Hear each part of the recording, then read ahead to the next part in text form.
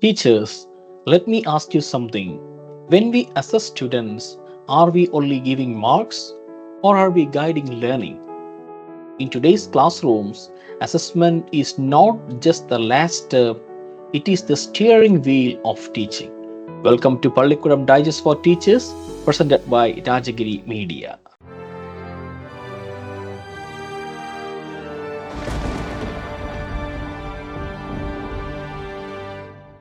Today's theme is assessments in education and 5 research stories that can help every teacher assess more fairly, more clearly, and more meaningfully.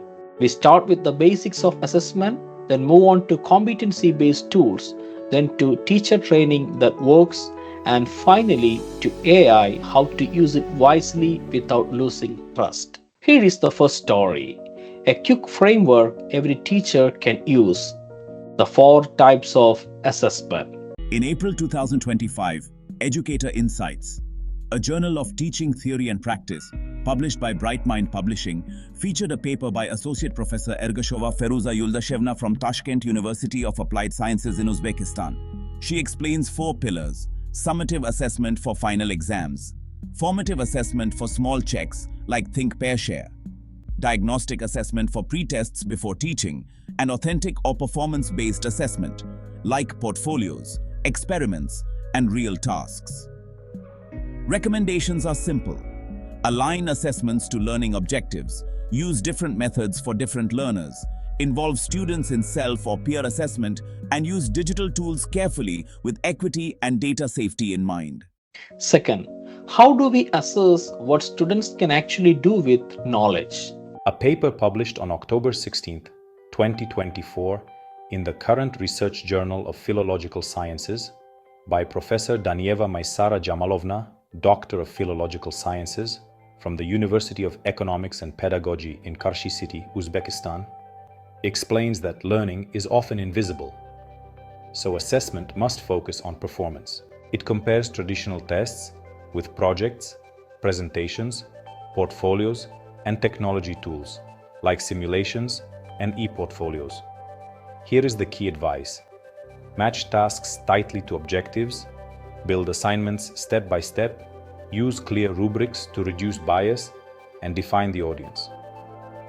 So students learn to communicate purposefully, like pitching to a funder or presenting to a community. Now, a strong reminder, the best assessments depend on strong teaching. Here is what worked in England.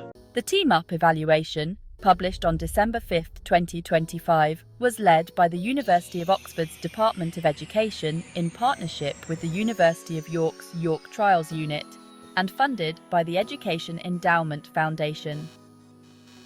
The project brought together key people like Professor Iram Siraj as principal investigator, Professor Edward Melhuish, Dr. Denise Kingston, and Judith Barrett from the Oxford Delivery Team. The independent evaluation was carried out by Professor Carol Torgerson and Dr. Sue Stothard. Across 93 state-funded primary schools in England, children showed 1 month of extra progress in maths, and for disadvantaged pupils, it was 2 months. There were also gains of 2 to 4 months in self-regulation and personal, social, and emotional development. After 17 months, children showed 3 to 4 months of improvement on the British Ability Scale. 3. Early Number Concepts Test. Our recommendation is clear. Move beyond one-off workshops to sustained mentoring, with at least 3 school visits, and use the IMPP scale for self-reflection. Next, AI is entering assessments, but the question is, can we trust it? A conceptual analysis published on November 26, 2025 in Frontiers in Education came from CITO in the Netherlands, with researchers Max van Hastrecht and team. They describe educational measurement as an inquiry into hidden knowledge, skills, and attitudes, and stress that AI only has value if it actually matches what a school truly values. They warn that generative AI and large language models, LLMs, can introduce bias, weak explainability, and reliability issues. Our recommendation? Decide on values first, protect trust over speed, and always keep humans responsible. AI should support, not replace, teacher judgment. Finally, how should teacher education change when Gen AI can write answers in seconds?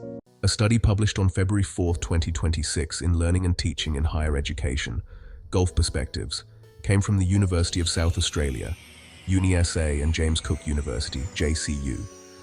The research team included Professor David Cropley, Professor David Lynch, and Dr. Timothy Moore. They proposed the Augmented Educator model, where AI takes care of lower-order tasks like lesson drafts and rubric drafts, while teachers focus on mentoring, creativity, and social-emotional care. Their findings show that using AI for divergent thinking improved instructional creativity by 15%. 82% of pre-service teachers wanted formal AI training, but 65% felt unprepared to teach AI ethics. So we recommend mandatory AI literacy and ethics, redesigning assessments toward authentic tasks like vivas, demonstrations and reflections, and always keeping human-in-the-loop accountability. So, what is the one big message for teachers? Assessment is not a punishment, it is a guidance system. Use the right mix: diagnostic checks, formative feedback, and authentic tasks, supported by strong teaching and responsible AI. So, dear teachers, assess for learning, not just of learning. So, every student improves and every mark has meaning. This is Pallikkutam Digest for Teachers, presented by Rajagiri Media. Thank you all and see you in next episode.